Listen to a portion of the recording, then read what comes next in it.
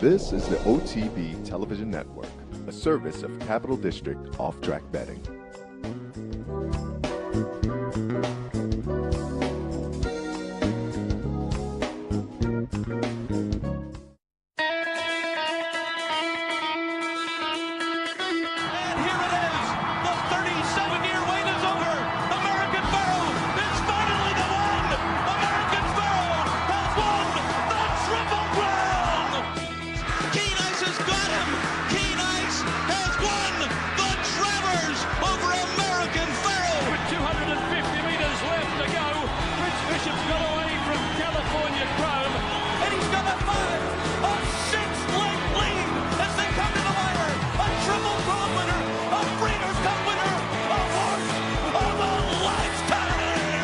Broadcasting live from the Capital OTB studios, this is Racing Across America with Seth Merrow.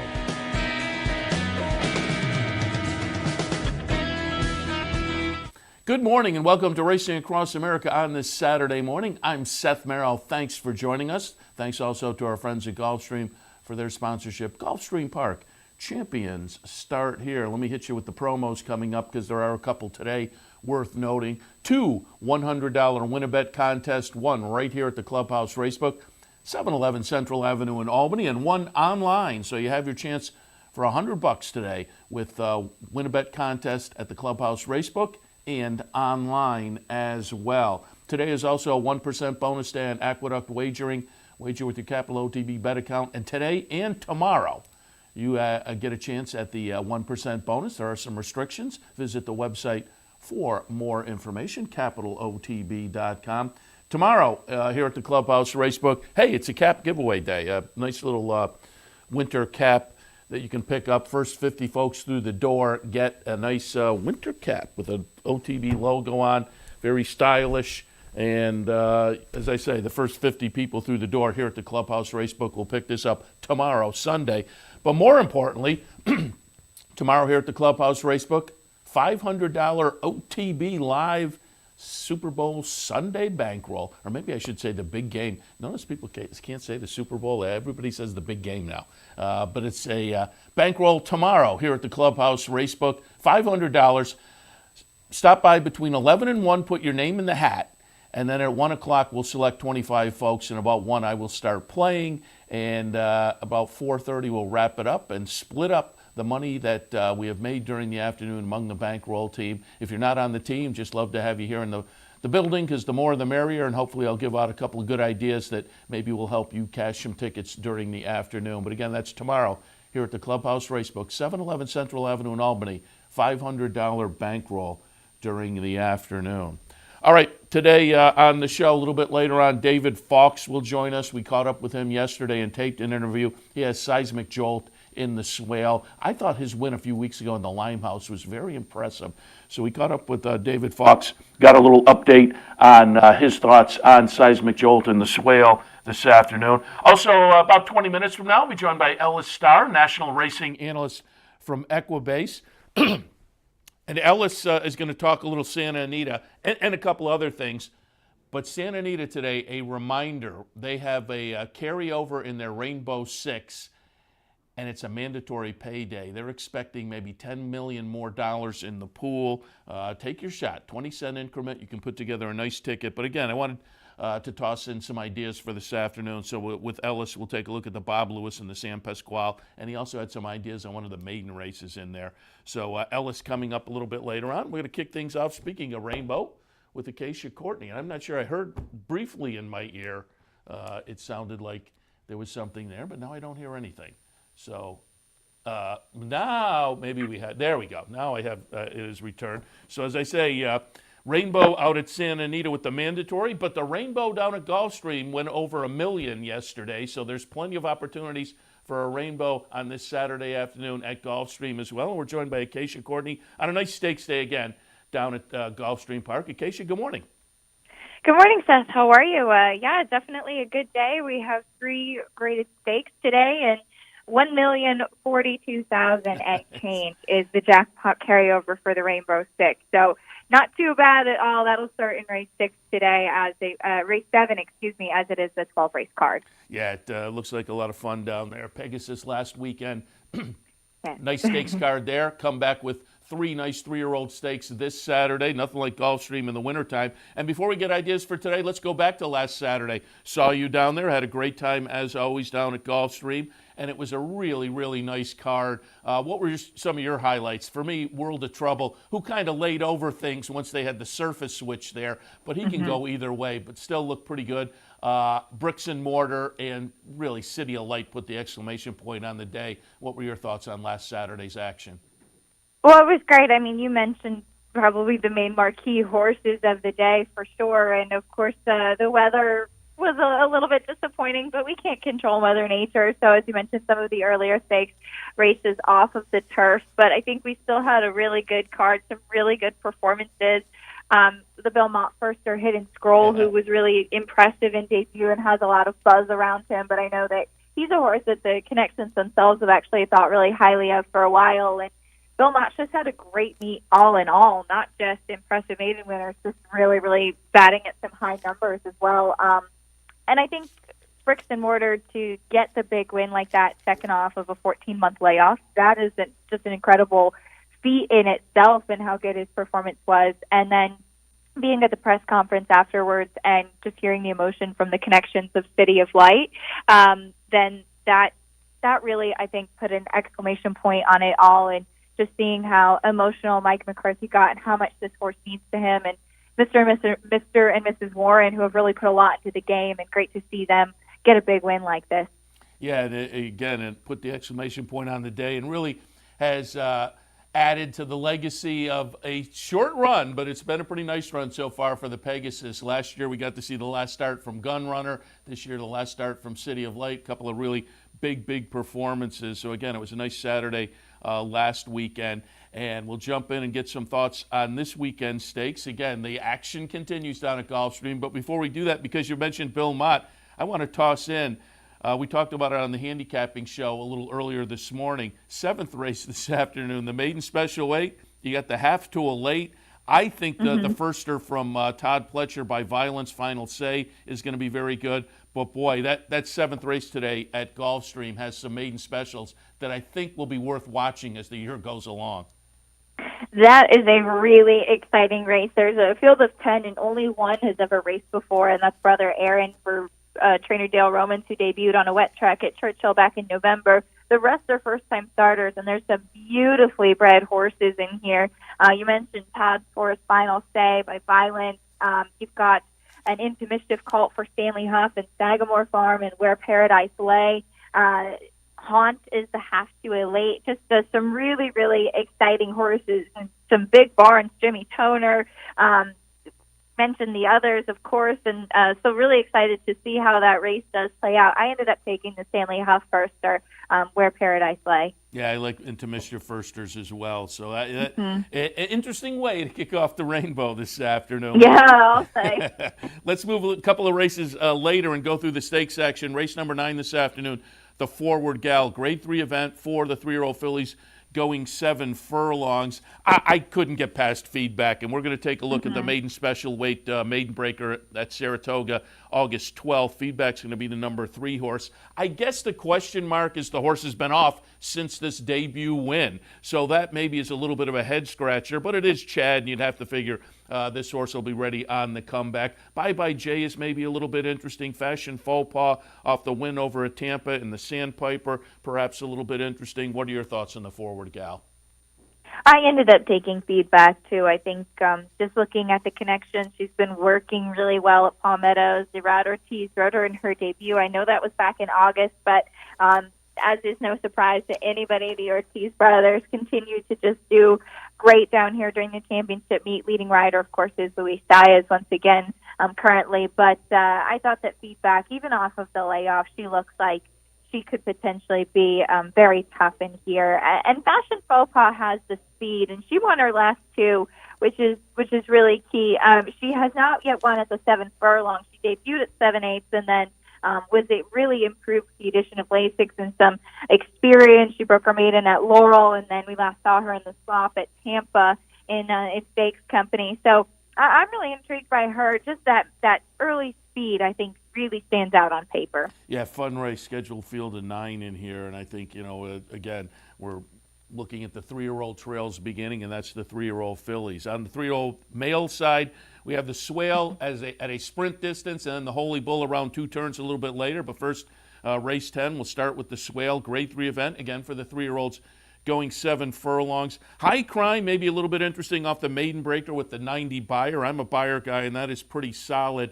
As I mentioned, I'll be joined by David Fawkes a little bit later, and we'll take a look at that Limehouse that Seismic Jolt won. I thought, I was in doing the handicapping program that afternoon and watching all the Gulfstream races. You were there, obviously.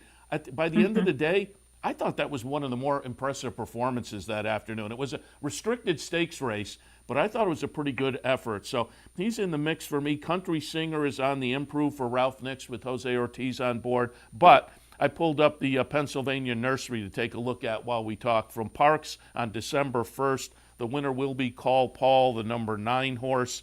For Jason Service, Irod Ortiz on board.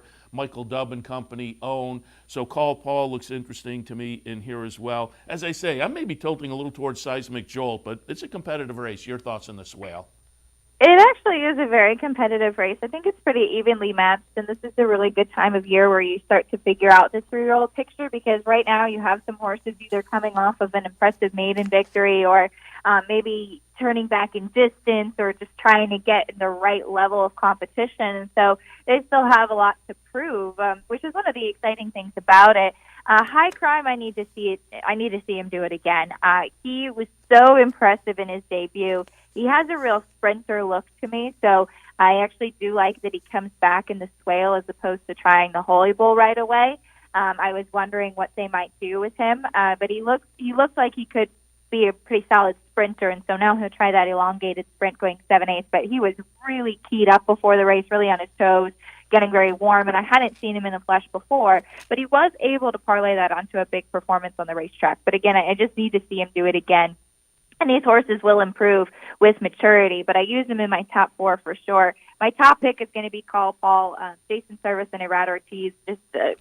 It's really unbelievable the stats that they have here at Gulfstream during the championship meet.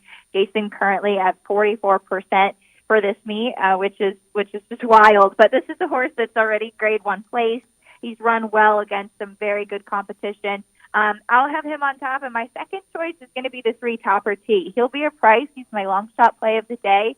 I talked about how Belmont's Barn has been doing, and I have been waiting for this horse to turn back to sprinting since the Breeders' Cup Juvenile. There was actually a lot of buzz around him coming in from Canterbury and Prairie Meadows to the Breeders' Cup Juvenile and making his first start for Belmont. That's not something you see very often. They tried him in at the Kentucky Jockey Club as well, and I just think the 7/8 is going to be a better distance for him. He doesn't have that far outside post that he does in his last 2, and he's been freshened up since November. I think we might see a big effort. He's interesting. I have to admit, I kind of automatically discounted off the last couple, but as you were talking, I was looking, and the factor here will be, the 2 races for Bill Mott were 2 kind of salty races, Breeders' Cup Juvenile, and I think the 2-year-old stakes at Churchill in the fall are often very tough. So the Kentucky Jockey Club, and as you say, now cutting back in this event could be interesting in a 15-1 morning line. And I agree. I think the value will hold up on that one. I think so, too, just because on paper those last couple look so bad, for lack of a better word. But I think that, that's how you try to find value in races like this. And we have some sharp handicappers down here in Florida, so hopefully this one still flies under the radar. All right, and let's move on to the Holy Bull, the Grade 2 going 1 mile and 1/16, leading into, obviously, down the road, the Florida Derby, and potentially some of these wind up in the Kentucky Derby as well. $350,000 up for grabs. Federal case, interesting, couple of starts. The last, a nice win and an optional claimer, 2 for 2, and the barn of Todd Pletcher. Harvey Wallbanger is interesting. We had Harold Lerner on up at Saratoga with us, and I will tell people, go back and pull up the replay on the Capital OTB YouTube channel. Interesting guy. Harold Lerner got in the game. He was a player, but then he and his wife won what I believe at the time, this was 10 or 12 years ago, the biggest lottery win in the country, and then got into the horse game. And so now as an owner, he has some very nice horses. But he kind of touted us on Harvey Wallbanger, who ran a good second at 33-1 in the career debut. Since then, has run well. The numbers are a little light, though, and I'm a buyer's guy. Mijos I liked last time in the Mucho Macho Man for Jimmy Jerkins. That was a nice win there.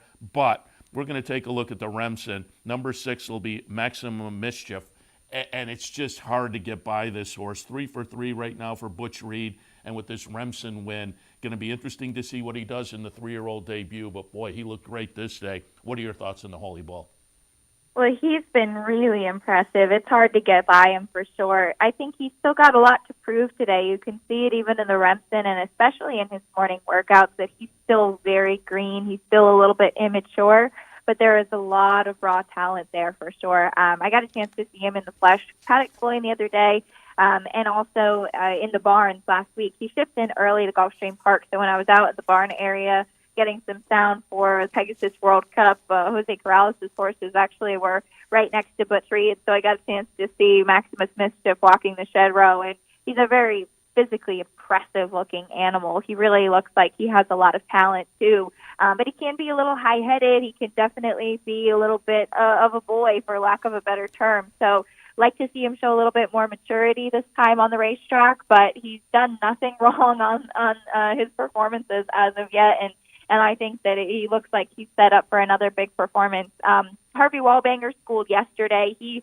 actually handled himself very professionally, too. He schooled amongst 4 other horses, a couple of Dale Romans and Signal Man for Kenny McPeak, who's had his first workout this morning coming back to the racetrack. So there were a lot of other horses in the ring. There was a lot going on, and he handled himself well. So it's fun to see these horses making their 3-year-old debut and see how things start to play out.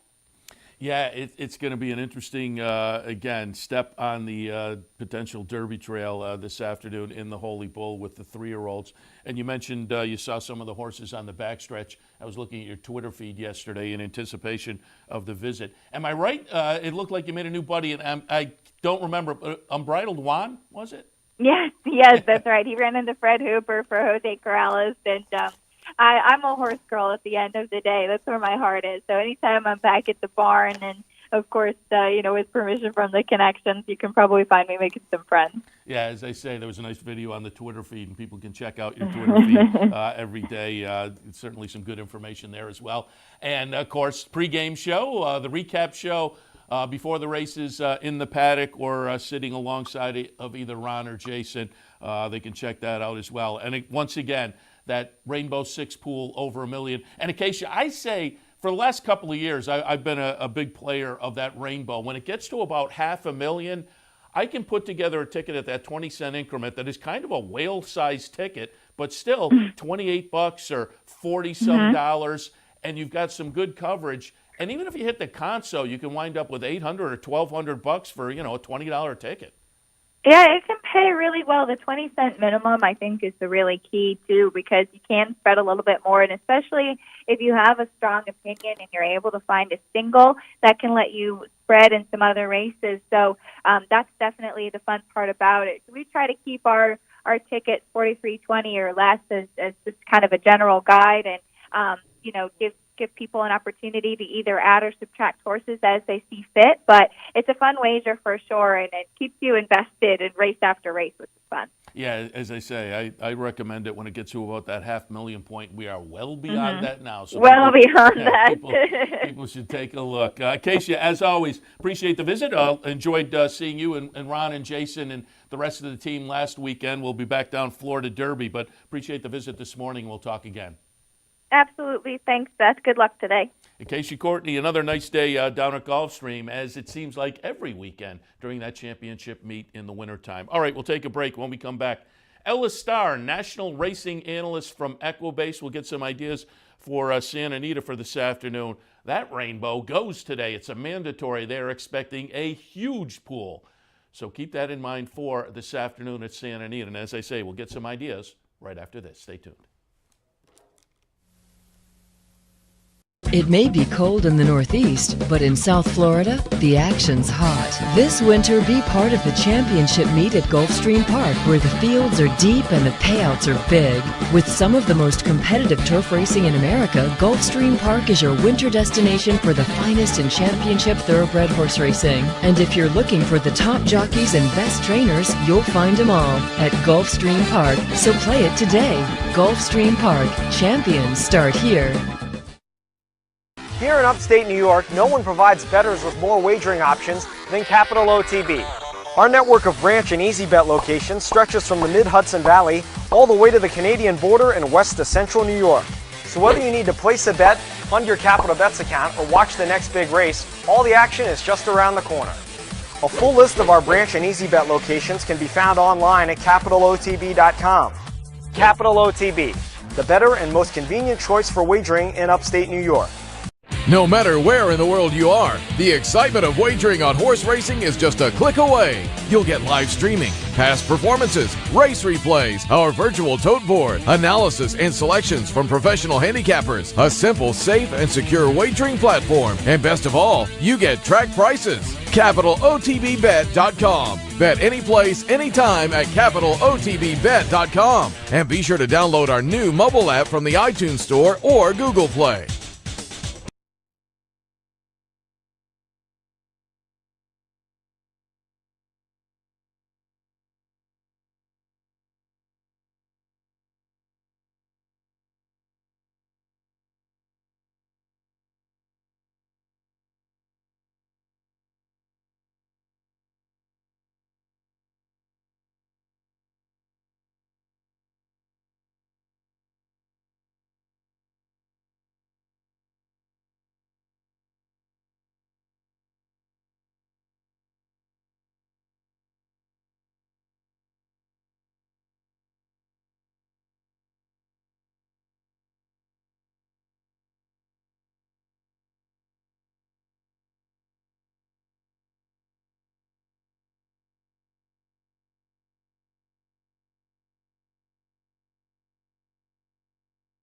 Welcome back to Racing Across America on this Saturday morning. As promised before the break, joined now by the national racing analyst from Equibase, Ellis Star. You can also find selections at various racetrack websites, including Santa Anita, where he has a pick every racing day, a race pick every racing day. So I thought we'd reach out to Ellis and get some ideas at Santa Anita with the what is expected to be a very big rainbow pool today. Ellis, good morning.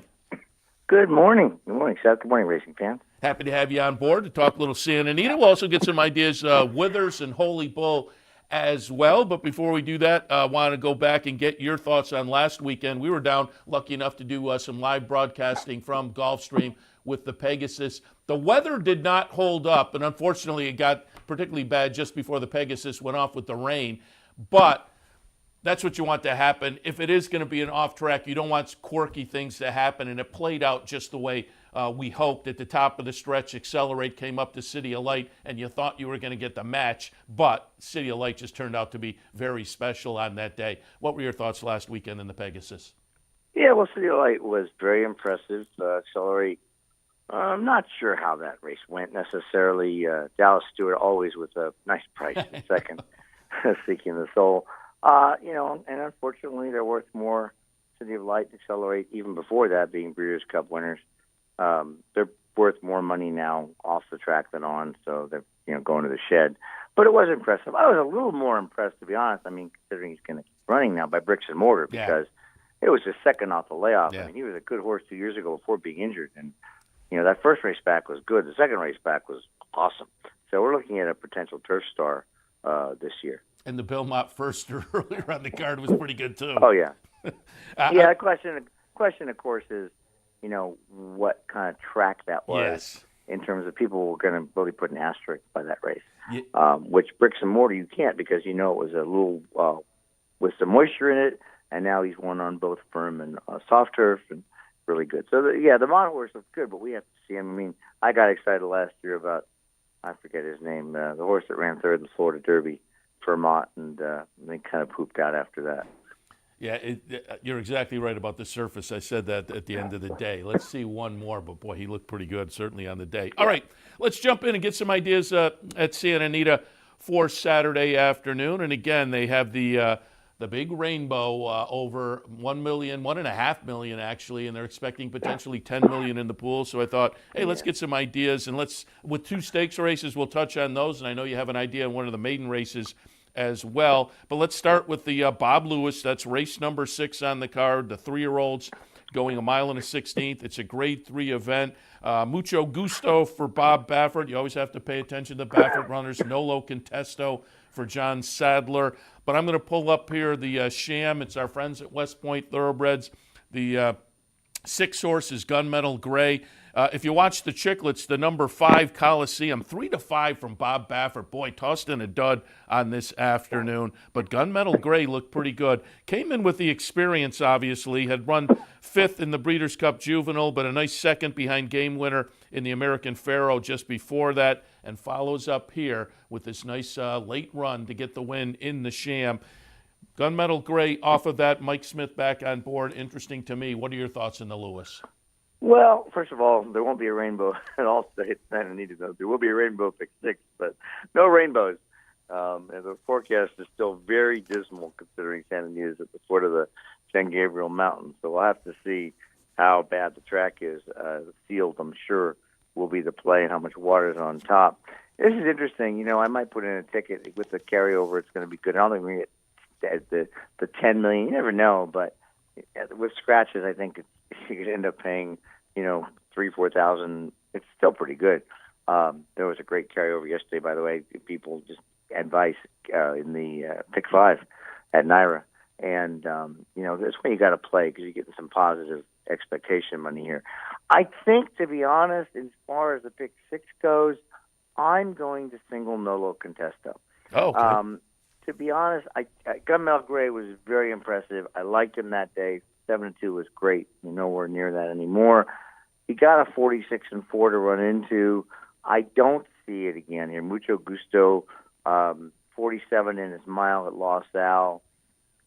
Easy shot might press. I don't think we're going to see a fair pace, and it's not that going to be compromised. But on a sloppy field track, closers aren't as good as we mostly know as they are. And I think Nolo Contesto is a special horse. I love this pattern. Sprint, he ran just horrible. He wasn't bred to sprint. Pioneer the Nile, congrats, Mayor. And first 2-turn race, battled basically the last 3/8, pulled off by a half. Very mature rallying from 5th. Gets the outside post. It isn't going to matter much, but he won't be stuck inside. That Equibase speed figure from that race is 104 for his maiden at a mile, which beats Gunmetal Gray's 101 for a mile, and both were at Santa Anita. So I'm going to be simple here. I made him 3-2 on one of the blogs I wrote. I'm going to bet him at 3-2 or higher. I might mess around with some B tickets with Gunmetal Gray, Mucho Gusto, and him, but I think I may just single Nolo Contesto. I think he might be something special here, Seth. Interesting. All right, let's move on.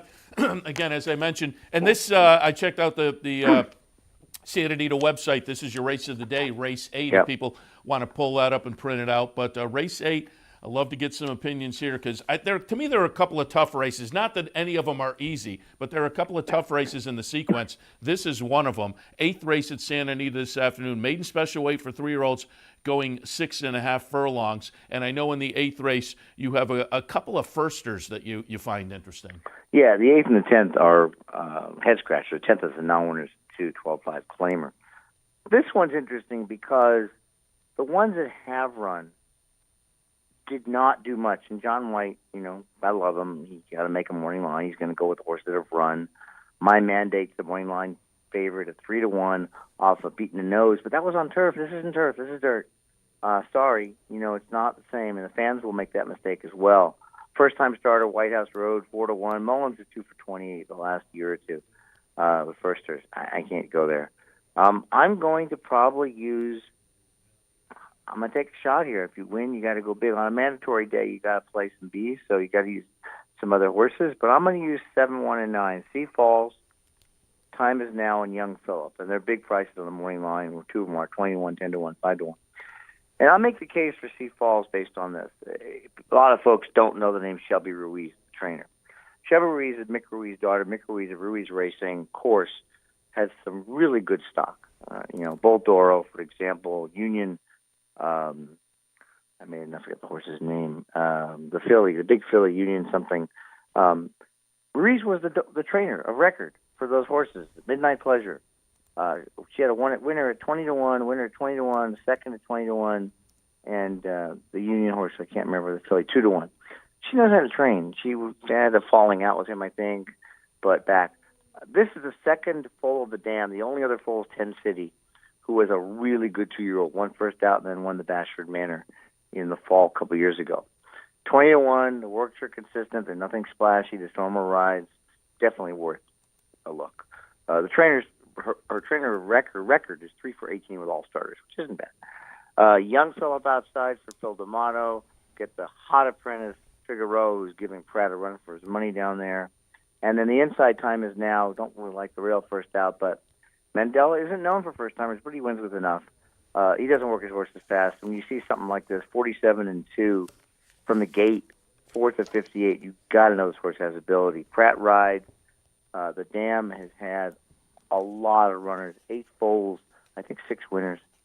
So I'm going to use those 3 really to press. And on the B ticket, I may throw in a horse. I don't like Platinum Nights from maiden claiming up to maiden special. Parsimony comes out of the same race as My Mandate. I'm not really high on those. I might use Norsky, the 8. But I'm going for prices here, 7-1-9, and I'll make some win bets as well in this 8. Interesting, very interesting. And it was on the tip of my tongue as well, so as you talked, I looked it up. Union Strike. Gotcha, thank you. There you go. Yeah, real nice horse early in the career. Yeah. All right, let's move. Now, Boldoro, she didn't train Boldoro, but that was Mick Ruiz who trains. And who knows who's really training the horse. I'm not trying to get him in trouble, but, he's in Kentucky now, but he has a say in the training. So we know the guy can train. Mick Ruiz is one of those guys that reminds you of George Steinbrenner as far as ownership and managers and whatnot. Yeah. All right, let's move on to the San Pasqual Grade 2 event. A couple $100,000 up for grabs, a mile and an 8. I put together a little rainbow ticket. I'm going to make my stand here with McKinsey, but certainly you can also argue for Battle of Midway. Pavel on a good day can step up. Dabster is another Baffert horse, but we're going to take a look at the Malibu, the end of the year, December 26th, Grade 1 Malibu. Number 13 will be McKinsey, bouncing back from the dud in the Breeders' Cup Classic. And off of this, and having shown an affinity for Santa Anita, again, I'm going to hang my hat on McKinsey in that rainbow this afternoon. What are your thoughts on the San Pasqual? The only knock, 2 knocks, 4 to 5 morning line. He's still, forget the Classic, but he's still facing Older for the first time. Yeah. And it is a big step up. I'll probably use him on some tickets. Battle of Midway, certainly no knock. He's 4 for 7 at Santa Anita, and McKinsey's 3 for 4, so they're both pretty good. Battle of Midway worked in company with Hollendorfer's other horse, Shiver Me Timbers. I'll argue with you on Pavel. I wouldn't use him if you gave me money to bet him. Just that one fluke in the Foster, but I think he's false these days. I like Dabster. I think, when you think of this for a second, Dabster lost by Battle of Midway by a neck and the Native Diver at this 9 furlong trip. And he was 6-5. Battle of Midway was 3-5 that day. It was a short field. Arguably, he could have improved off that race, and he was moving up within a head of the leaders at the 3/8 pole and 3/16 pole. And Talamo dropped the stick, and he ended up finishing 3rd. A 5-1 square on the horse, so I think he's a win bet. I'm not going to single him. I'm going to use Dabster, McKinsey, Battle of Midway. I'm also going to use Dalmore. And an interesting horse. I've always been high on him since he pulled that big upset back in the 3rd or 4th start of his career. But Desormeaux fits him really well here. He's now in the Luch barn. Of course, Keith used to train. This when Desormeaux rode him to an 8-length win at Santa Anita last February, so almost a year ago. That was his best ever effort with a 1:10 figure. Came back 2 later to run second in the Cornhusker after going for the lead, and that was a 1:09. And his last 2 aren't bad. He gets beat half a length on Bridal One, who was one tough customer. He didn't run that well in I think it was the Pegasus or one of the stakes last weekend. And then last in the Sunshine Lands Classic, I think Jose Ortiz rode him a little tentatively. I mean, he was making it brown, but he got beat 3/4. He's a contender. I'm definitely going to key him exactly the top and bottom, Dalmore with Dabster, McKinsey and Battle of Midway. My win bet's going to be on Dapster, and I'm going to bet a couple bucks to win the place on Dalmar. I don't want to kick myself later. I hear you. All right. So there are some ideas in that rainbow out at Santa Anita, but also wanted to tap into your thoughts on a couple of the other races early on this Derby Trail, New York and Gulfstream. And let's start with the Withers. Nice little field in here, scheduled field of 7 in the Withers Grade 3 event, $250,000, a mile and an eighth at Aqueduct. I am going to pull up the Jerome from January 1st. The winner will be number 3, Mind Control. Mind Control takes a pass in here, but running second, number 4, Our Brain Trust. That's the direction I went. I thought the buyer fired last time in this second in the Jerome was pretty good, but Tax with a 96 buyer in the Remsen, 93 buyer, in the Remsen last time is interesting. Moretti for Todd Pletcher, Lucky Lee for John Service. I think there are a few different directions you can go with probably the same level of confidence. As I say, I'm going to take a shot with Our Brain Trust off of that second place finish we just saw come under the wire. What are your thoughts on the Withers? First pace. Not that Brady is a need-to-lead type. He's never gone 2 turns. He'll set the pace. I think he regressed last time out, both Bayer and Equibase, when he ran the Damon Runyon. But he's going to set a square pace. I'll give out the contenders first. Lucky Lee, Admire, and Moretti. It's one of the blogs I did that folks can Google. I'm going to use Our Brain Trust, and I'm going to use Tax defensively. So the good and bad about Tax is I certainly think it was a great claim by Gargan, but, Ben Colbrook thought the horse wasn't worth much. He put it in for 31st time out, then maiden 50, and he won, and then he ran third in the Remsen. It was a key race, believe it or not. Only 3 horses have come back, and 2 of them have won, and of course 2 others, Maximus Mischief and I think Network Effect, are both running in the Holy Bull.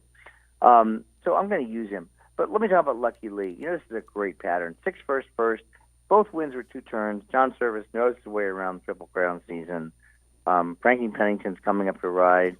The 102 Equibase figure is top in the field. It beats Tax's Remsen and Lucky Lee 7-2 versus 2-1.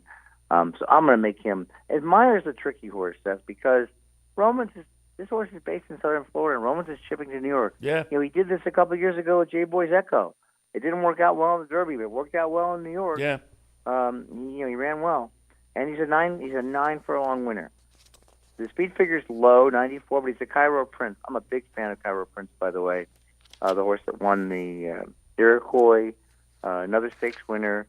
Cairo Prince has had his first crop 3-year-olds. He's had 6 horses start around 2 turns in stakes so far, 2 wins in a second. Those are individual horses. So 3 of the 6 horses have run big in stakes, and this might be another one. He's 15. I can't ignore him. And Moretti, talking about Battle of Midway, Moretti's a half the Battle of Midway. I don't know if anybody knows that.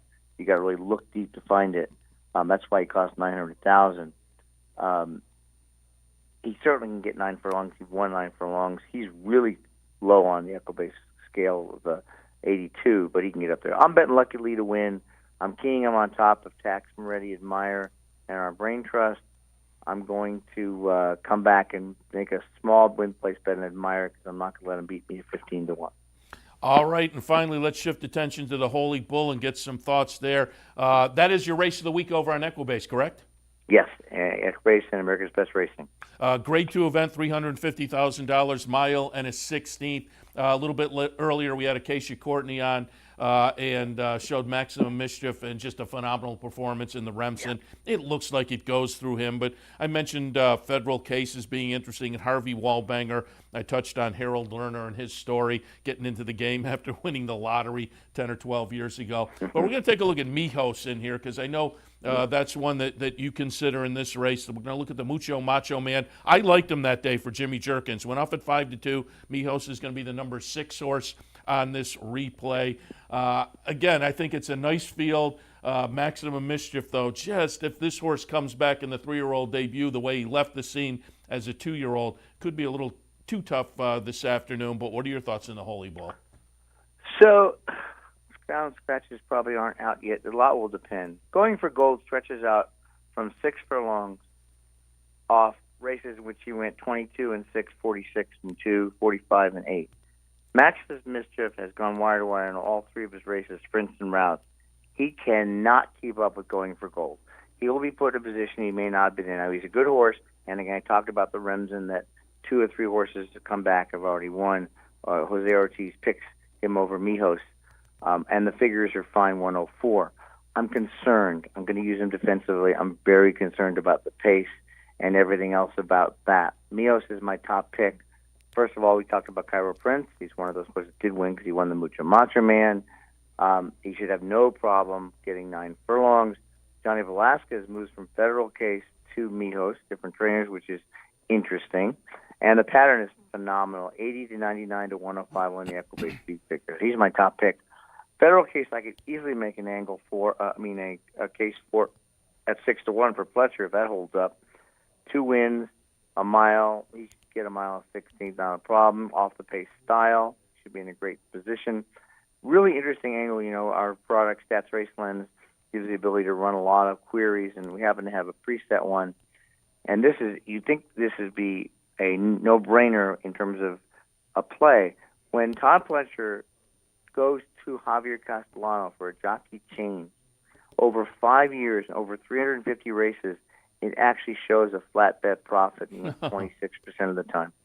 It is just incredible. You wouldn't think that. You'd think, 3 to 5, 2 to 5, 6 to 5, 2 to 1, in between Fletcher and Velasquez, Fletcher and Castellano, Fletcher and Ortiz a little bit. But this is a long-term profitable play. Last year, I think it's 18 for 55, about 33% with a 30% profit. But 5 years, 350 races, 7% flat bet profit. So you got a horse on the upswing. He's way behind in figures, but 3-year-olds can improve a lot. So it's going to be Mijos for sure. I made him 8 to 5 on my list. I didn't on my analysis. I don't put fair odds on that one. And Federal Case, I might make a win bet as well. But it's going to be fun. We'll see. Again, this race, a lot will depend on who runs. If Come On Jerry and Going for Gold and Gladiator King all go, Maximus Mischief, you're going to see how good he is if he can either rate or if he can get the lead over them and then keep going. Interesting. And you bring up Race Lens, and as you brought that up, a couple of summers ago up at Saratoga, as that product was introduced, we had Rhonda Norby on. I saw Rhonda down at the Pegasus, in fact.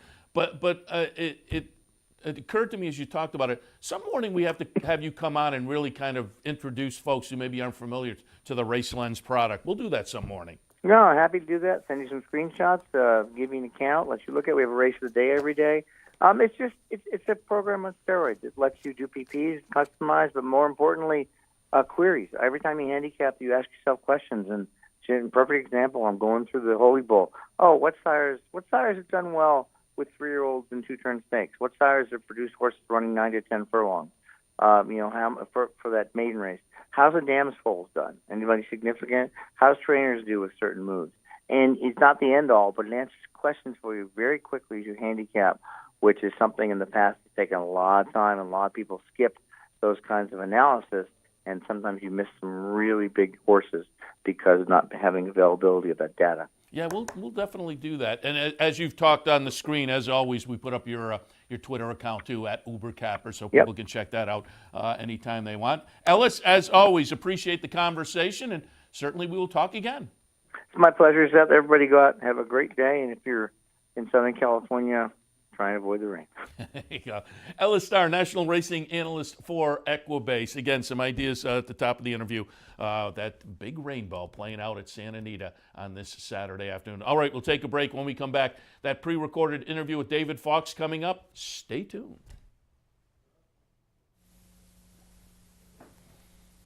The road to the Kentucky Derby ends with the most exciting 2 minutes in racing, but getting there begins long before then.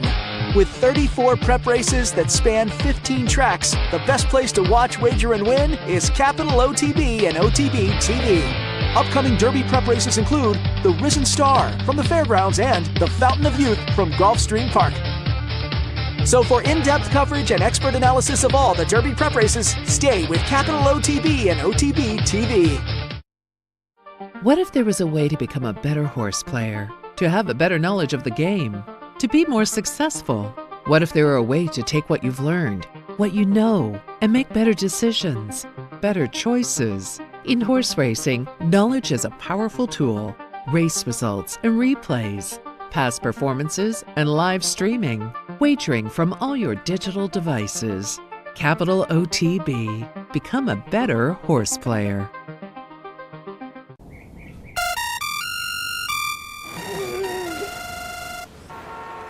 Come on. I want sales reports on my desk by Monday. Whoops. My bad. Love racing? RTN brings you every live simulcast on your home television, plus live video streaming and race replays on your PC and mobile devices. To order, visit rtn.tv. RTN, a breed apart. Not at the track and not near a computer? No problem. Wager with Capital OTB's Touch-Tone Wagering System and you'll never get shut out again. Capital OTB's Touch-Tone Wagering System is quick, simple to use, and guarantees your wagers are accurate and placed on time. For more information, visit CapitalOTB.com or call Capital OTB's customer service hotline at 800-292-BETS. Capital OTB's Touch-Tone Wagering System. Never get shut out again. Welcome back to Racing Across America on a frigid Saturday morning, although it's supposed to moderate as the day progresses. Interesting, though, I ate dinner last night, stopped by the Malta Diner and had dinner, and I was sitting at a table, and a couple tables over as I was sitting there just settling in, I heard somebody kind of turn to me and say, only 90 days to the Oklahoma. And I laughed and looked, and I said, yeah, you know, you're right. And so as we get this fridge, although it's supposed to moderate, but still wintertime temperatures, and if we get some more snow, just keep that in the back of your mind. Less than 3 months, Oklahoma opens up, and then Saratoga right around the corner, as it were. Keep that tucked in your back pocket. All right, as promised before the break, I said when I talked to Acacia, I thought Seismic Jolt looked really good in that Limehouse a few weeks back. So in the swale this afternoon, Call Paul is going to be tough, but I thought Seismic Jolt has a big shot, and so I reached out yesterday, talked with trainer David Fawkes. Up next, a little conversation about Seismic Jolt in the swale. Happy to be joined this morning by trainer David Fawkes, a solid 3-year-old up-and-coming sprinter in Seismic Jolt. Will be entered in the swale on Saturday afternoon down at Gulfstream Park. David, good morning. Good morning. How are you? Very good. And I wanted to talk about Seismic Jolt because certainly impressive a few weeks ago in the Limehouse, and we'll hit on that in a few minutes. Goes out for the potent ownership group of E5 Racing and Stone Street Stable. We saw him appear early in the career at Saratoga, right in our neck of the woods. Ran fourth after showing some early speed in a turf sprint. Moved out of the barn of Marquesi and went down to your barn down in Florida. And then on the turf again at Gulfstream Park West, ran second behind Gladiator King, who went on to a little stake over at Tampa. So that was a nice performance. But give us a thought process of why the two turf starts to begin the career. Well, if you look at him, he is a ghost, and he's out of a turfy mare. So it looks like, he needs, you originally would look like he maybe wanted turf. And Canceros, a lot of them are sprinters. But if you see his first race, I think that turf was just kind of yielding that day and might not have been really great. But also the second time he ran, we learned a lot. I mean, when he left the gate, that other horse kind of outbroke him, and it looked like he doesn't really want he's not the kind of horse that you want to shove on. And those 5/8 sprints, that's what they are. They're basically a drag race. So when we talked, we decided to try him in the Florida bred race on the dirt. And actually, I had a 7.5 picked out from him on the grass. And then I got to talking to Bob Edwards, and we decided, maybe let's try the dirt this one time. And I noticed when he broke, the kid could just kind of reach up and grab him.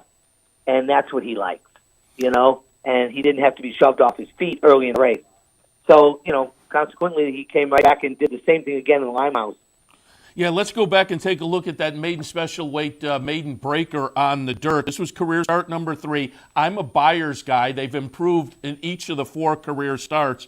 And this, again, is the maiden breaker back on December 7th. Seismic Jolt is going to be the number 2 horse here as we watch the replay. And so it seems like from what you said, there wasn't a definitive plan, okay, we've tried a couple of times on the turf, now try the dirt. You were just kind of looking at turf and dirt, and this race just kind of fell in your lap a little bit and turned out to be a nice result with the surface switch.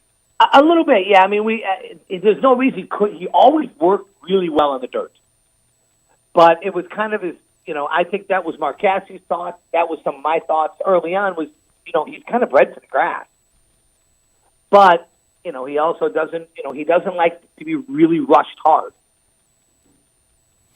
And again, that was also a stretch out. The first two, 5.5 and 5 on the grass, stretched out to the 6 furlongs for that maiden breaker. And then let's move on and take a look at the Limehouse. It was a stakes race restricted to horses who hadn't yet won a stakes race, but it was a salty little field.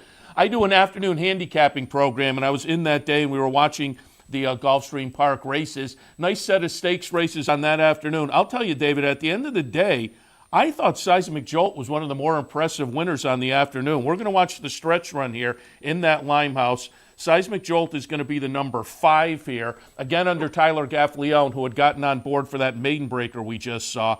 Give us your thoughts of the results of the Limehouse, and if you were impressed as I was with this result. I thought it was a big performance.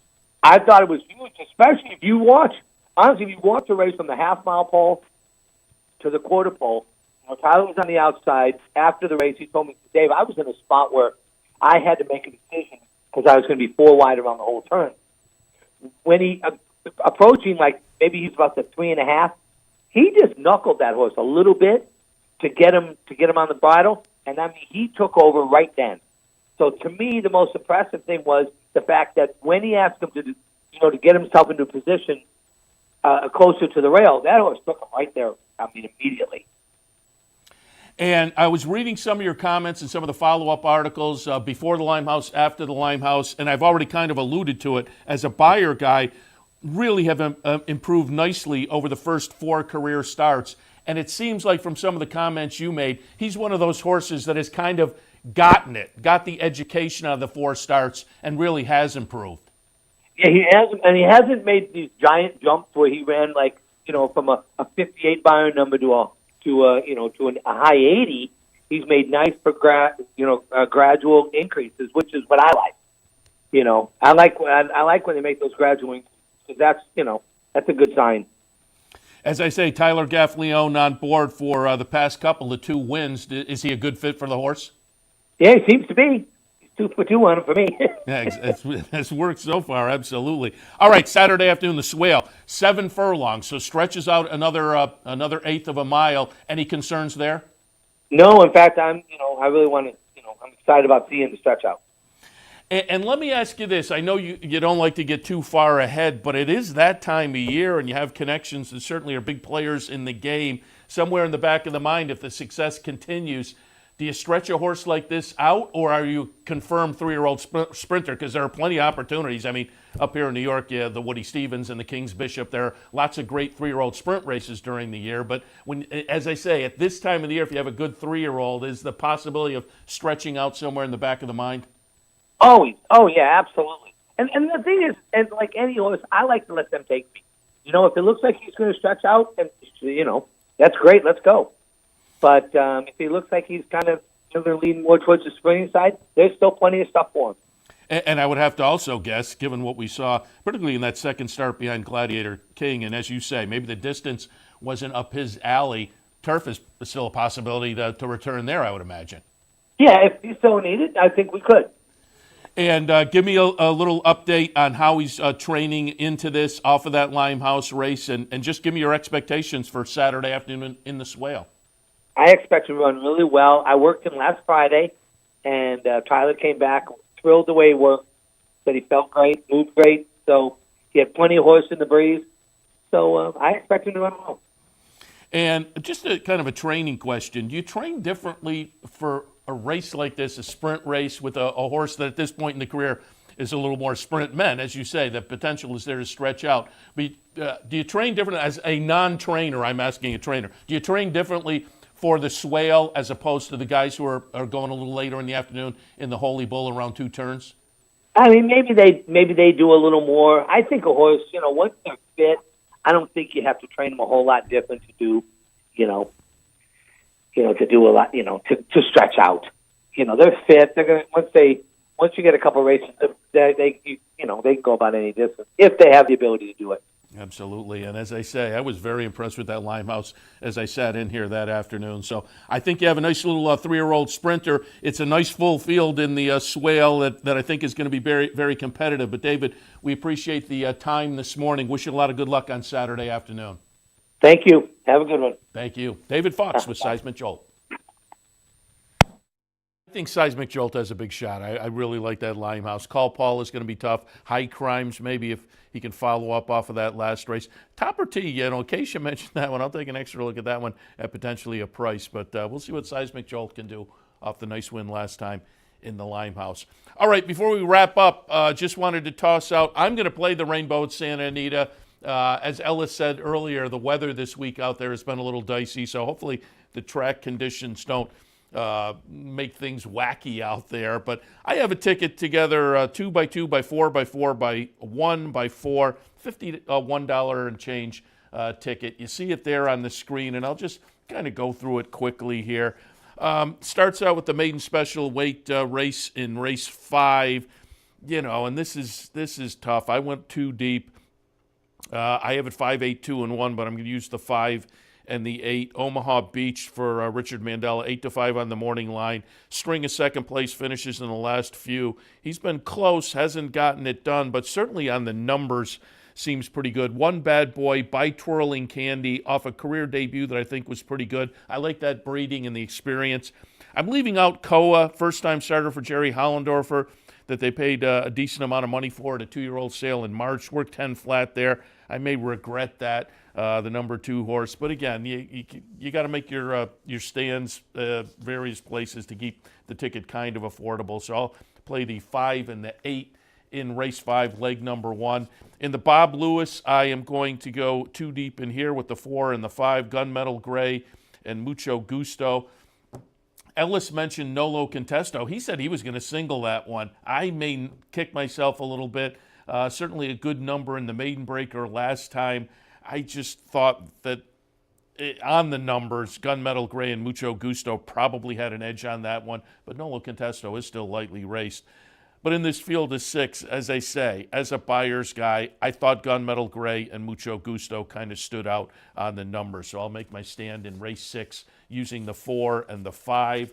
Go deeper, though, in race 7. We talked about that one.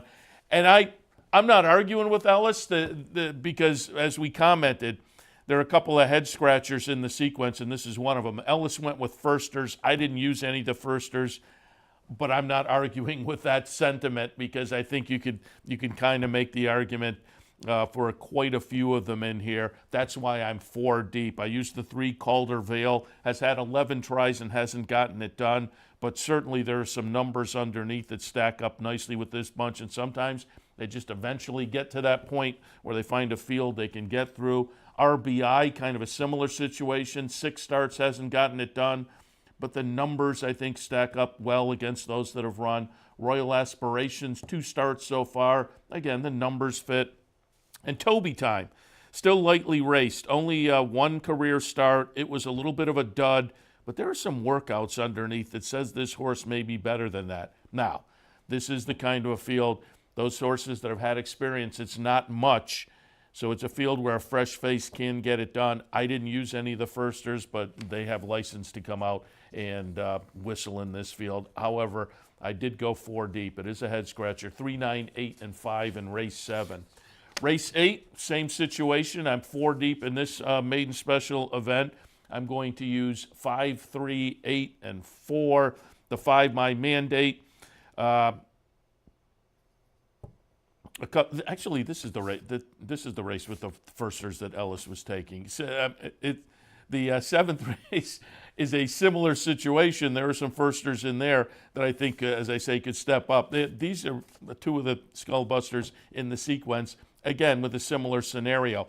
But it was race 8 where Ellis had the first-time starters, and again, I'm using horses with experience, but no arguments in either the 7th race or the 8th race on going in directions differently than I did, which is, again, why I'm 4 deep in these races. They're kind of head scratchers. But my mandate on top in race 8 off the last 2 starts. The last start was a turf race. Ellis made that point, but the dirt race before that I thought was okay. Scalper for Bob Baffert, lately raced, and I think there's a little bit there that we've seen so far to think this one may be primed in the 3rd career start. Norski has some decent numbers, and Parsimony also has some okay numbers. But again, I could make an argument also that this is a fresh face kind of a race, and you can go for a firster in here to kind of whistle over, a relatively weak bunch otherwise. Weak bunch as far as those with experience. I'm going to make my stand in the San Pasquale. McKinsey just looks so good in the Malibu. 3 for 4 over the Santa Anita Strip with a 2nd place finish. So it's Bob Baffert, it's Mike Smith. There are question marks. I don't think this horse is invincible in here, but just looks to maybe have enough of an edge that we'll hang our hat on getting through McKinsey in race 9. And then if we do get through the first 5 legs, again, we're 4 deep in the 10th. 12-5 conditional claimer, 110, 5, and 7. Candyman Garrett, claimed by Jeff Mullins last time. At that last race, it was the end of the Del Mar meet, the end of the summer Del Mar meet, September 1st, and it was a dud. So there's maybe a little bit of a concern that the horse was claimed, hasn't been seen since, comes back for a reduced rate. Those concerns were mitigated for me, though, by the last 2 workouts, which are pretty good. So I'll use that one. I will also take a look at number 10, K8. I'm guessing Kiati. I'm not sure on the pronunciation there, but numbers-wise fits nicely with this group. I see it in his eyes in the 3rd spot off the last race at this level, which was pretty good, and Duke of Fallbrook in the 3rd spot. Again, there's some numbers underneath that say this one probably should be considered a little bit of a price. So there you see it. Again, it's a sequence that is 2 by 2 by 4 by 4 by a single by 4, $51.20. Jump in today. Put your own ticket together. It's a mandatory pay at Santa Anita. They have $1.5 million in the pool. They're expecting potentially another $10 million. If they get there or not, it's going to be a lot of money in the pool this afternoon. And even if it plays out fairly logically, you can wind up a nice little chunk of change. That's Santa Anita this afternoon. The Rainbow Six kicking off in race number 5, which goes off 2:23 their time, which is what, 3:23, 5:23 our time. So keep that in mind as the afternoon progresses. Santa Anita, the Rainbow today with a mandatory payout. All right, also keep in mind today there's a $100 win-a-bet contest both here at the Clubhouse Racebook and online. 2 separate contests. Today, Saturday, February 2nd, win-a-bet contest, Clubhouse Racebook, and online as well. It's also a 1% bonus day with Aqueduct wagers. There are some restrictions. Check out the website for that information, capitalotb.com. Tomorrow here at the Clubhouse Racebook, hey, it's the hat giveaway day. It's kind of a nice hat. Nice wintertime cap. Perfect for, I'm trying to readjust that there. I'm looking in the monitor and couldn't figure out where to put the logo together. The monitor situation is because you're thinking you're looking in a mirror, but you aren't. But anyway, the cap free giveaway tomorrow to the first 50 people through the door here at the Clubhouse Racebook. But more importantly, here at the Clubhouse Racebook, a bankroll. So come down, and if you're first 50, you get a cap and a chance at the bankroll. But certainly stop down for the bankroll. It's always a lot of fun, and you are invited to potentially get on the team between 11 and 1. You can throw your name in the hat. At 1 o'clock, we will select 25 folks for the team. I'll start betting at about 1 o'clock with $500. We'll play to 4:30 or so. And then folks split up. Folks on the team split up whatever money we have at the end. Hopefully much, much more than that original $500. Again, love to have you down here if you're on the team or not. Maybe I'll give out some info during the day that will allow you to cash some tickets. That's what it's all about. And as I say, the more the merrier. We love it when there's a big crowd down here and you get a little juice in the room. Tomorrow, bankroll, giveaway hat to the first 50, bankroll as well, Clubhouse Racebook, 711 Central Avenue in Albany. All right, I'm going to wrap things up for this Saturday edition of Racing Across America. Thanks for joining us. Thanks to our friends at Gulfstream for their sponsorship. Gulfstream Park, champions start here. Nice afternoon of racing coming up at Gulfstream. Withers in New York, the Bob Lewis and the San Pasquale out in Southern California. Nice little stake. I think it's the Martha Washington at Oaklawn today. So lots of great racing action here on the network. We will cover all of it with OTB Live in a little over an hour or so stay tuned for that. I'm going to wrap things up for this Saturday morning. Again, stay tuned. Great racing action coming up shortly. Good luck. We'll see you in a few. You're watching OTB TV, a service of Capital Off Track Betting.